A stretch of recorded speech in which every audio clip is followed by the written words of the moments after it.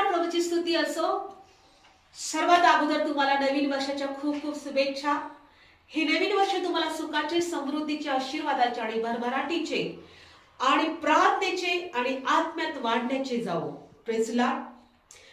प्रभू परमेश्वर म्हणतो की ह्या नवीन वर्षामध्ये आमच्यासाठी परमेश्वरचं वचन सांगतं की एशिया 43:18 आणि 19 वचनामध्ये परमेश्वर म्हणतो की पहा, मी सर्व काही नवे करतो, जुन्या गोष्टींचं स्मरण करू नका, जुन्या गोष्टी आठवू नका, कारण मी परमेश्वर जो सर्व काही नवीन करणारा परमेश्वर आहे।